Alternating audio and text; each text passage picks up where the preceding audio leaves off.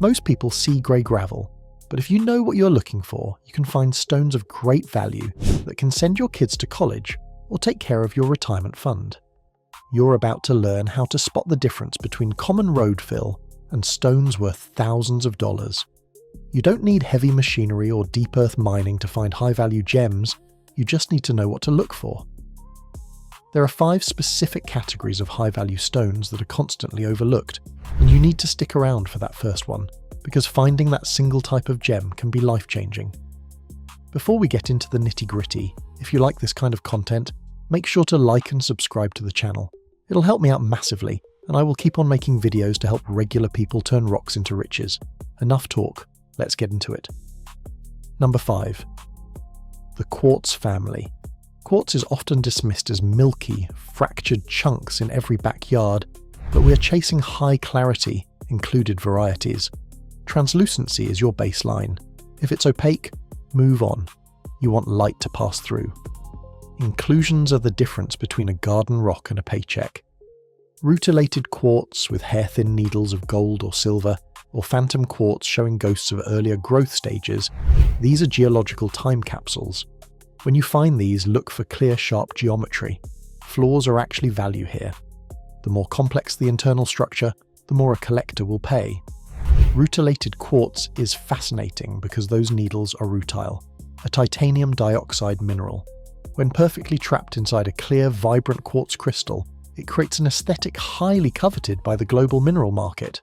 You aren't just finding a mineral, you're finding an artistic masterpiece. A high-quality specimen can fetch $50 to several $100 depending on the clarity of the host stone and the density of the needles. Number 4. Chalcedony. Chalcedony is frequently walked past because it looks like a bland, grey, waxy pebble. That visual boredom is your competitive advantage. The secret is that it's the foundational material for some of the most beautiful and expensive gemstones on the planet. When you find it in rare, vibrant, saturated shades, electric blues, soft lavender purples or intense apple green, you're looking at a premium commodity. It has a specific greasy luster that sets it apart from common, glassy quartz. It feels denser, smoother, and more solid in your hand. Look for that signature milky, translucent glow. If a rock looks like it's being lit from within, that is your target. Chalcedony is a cryptocrystalline form of quartz, meaning its crystals are so tiny that the structure is incredibly tough and perfect for high-end lapidary work.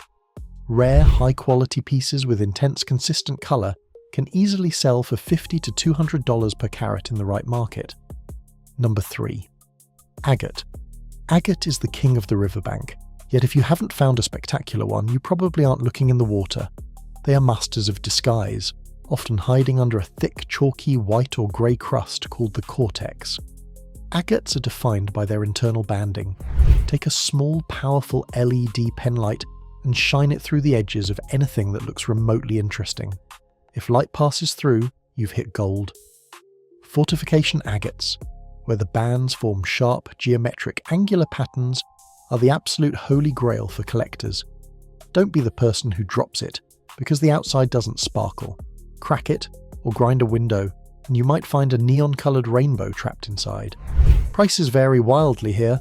A common, low-grade nodule might be worth $20, but a rare, perfectly banded collector-grade specimen can reach $1,000 or more at a professional mineral auction. Number 2. Jasper. Jasper is ubiquitous, which is why most people ignore it, and why you are going to win. The market isn't paying for standard, boring red rock. It's paying for extreme uniqueness. Hunt for the patterns. Look for poppy jasper, orbicular jasper, or landscape variants where the inclusions form a natural miniature painting. A collector will pay 10 times more for a piece that looks like a miniature storm, a desert sunset, or a forest than they will for a solid, monotonous slab of red stone. Stop looking for shapes and start looking for patterns. If it has high contrast swirls or organic repeating designs, bag it immediately. These are highly sought after by artists and high-end jewellery designers. If the pattern is complex, if it has distinct eyes or blooms of colour, you are holding a canvas created by geological pressure. High-end picture jasper slabs or display pieces can fetch $50 to $200 per piece, with rare finds from depleted famous mines commanding a massive premium. Number 1. Fire Opal. Fire Opal is the undisputed champion of hidden value. We're talking about raw, unrefined material hiding in plain sight within volcanic regions. It's not always flashy to the untrained eye. Sometimes it's just a dull, waxy-looking stone that resembles a piece of common plastic. The secret is the light play. Hold it up to the bright sun. If you see a vibrant electric orange, red or yellow glow, you've found something that fetches thousands per kilo.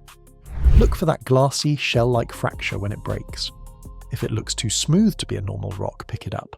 Fire opal formation is a process where silica-rich water seeps into volcanic crevices, depositing thin layers of silica gel that harden over millions of years. When you find the right pocket, you aren't finding one opal, you're finding the entire vein. Top-quality, vivid Mexican fire opals can reach $2,500 per carat, and truly rare, museum-quality pieces can climb to $5,000 per carat. One pocket of this could literally fund a child's entire college education.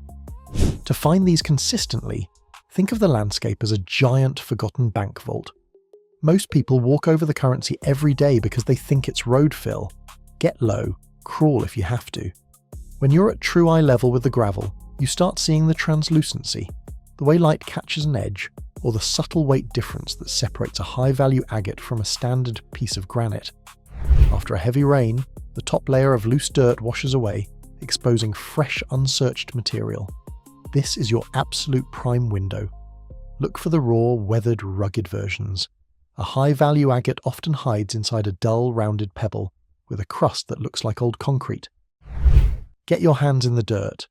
Use a small garden rake or a sturdy stick to turn the gravel. You aren't digging a massive mine. You're simply flipping the top layer where the richest, heaviest deposits settle. Physics is your best friend here. Water acts as a natural separator, sorting materials by their specific density and size.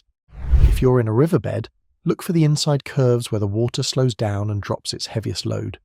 This is called a point bar, and it is the absolute sweet spot for agates, jaspers, and heavy quartz. It isn't magic, it's basic hydrology. If you understand how water carries sediment, you'll know exactly where to put your feet. Most people walk right over the richest deposits because they don't understand the movement of the stream. Be the person who stops at the inside curve. That's where the fortune is hiding, tucked under the silt and the common basalt. When you have a few candidates, use your senses. Wait and feel, confirm what your eyes might miss. If two stones of the same size feel different, the heavy one is almost always your target. It usually indicates a higher metallic or mineral density. Natural stone also holds heat differently than glass or plastic. Practice with stones you know are quartz or agate, and you'll feel the difference instantly. They stay cold longer and hold warmth differently. Your hands are your best tool. Many valuable gemstones are significantly denser than the common limestone or shale that surround them. If you pick up a pebble and it feels surprisingly heavy for its size, that's a major red flag to investigate further. And consider warmth. If you've been walking in the sun, a piece of genuine agate will hold that heat much longer than a chunk of glass or plastic. It's a sensory experience that, with practice, will become second nature. You'll be able to sort a handful of rocks without even looking at them. Once you've gathered your haul, the biggest mistake is poor cleaning. No expensive acid baths are needed, and please don't use them. They ruin the natural patina. Use warm water, mild soap, and a stiff-bristled brush. That boring grey rock is often hiding vibrant fire engine red banding under a thick layer of dried clay. Take your time. Don't rush it. I've seen people throw away thousands of dollars worth of material because they lacked the patience to scrub off surface grime. Think of cleaning as the first real step of the lapidary process. You're uncovering the story the rock is telling. A good, thorough scrub can be the difference between a $5 rock and a $500 collector's specimen. If you see a hairline crack, look inside that crack. Sometimes the best colour is trapped deep in the centre of the nodule waiting for someone to notice. Grading is where the hobby becomes a real business. Look for fractures. A stone with great colour but deep internal cracks is worth significantly less than a clean, solid specimen. Lapidary artists need solid, stable material for cutting. If the stone shatters under the grinding wheel, the value is essentially gone. Aim for quality over size. In the industry, we call this yield. A cutter wants to know exactly how much usable material they can get from a raw stone. If you have a massive softball-sized chunk of agate but it's full of deep, ugly fractures, your yield is near zero. If you have a small, pristine piece of fire opal your yield is high. Aim for quality over volume every single time. You're looking for stability and consistency, not just a flashy, fragile exterior. Knowing how to sell is how you keep the profit. Resist the urge to grind or tumble every single rock you find into a marble. A windowed stone, where you've used a small diamond saw to create a clear, flat view into the interior, is often far more valuable to a serious lapidary artist than a generic, poorly polished stone. Take clear, high-resolution photos in natural indirect lighting. Have them appraised or identified by a professional gemologist or at a local rock club meeting, since a stone with a known, reputable origin can double its market value. For rough material, eBay and sites like Gemrock auctions are your best friends, while for a truly rare specimen, look for consignment shops that specialise in minerals or even high-end jewellery auction houses. Don't try to sell your handful of mediocre small stones individually.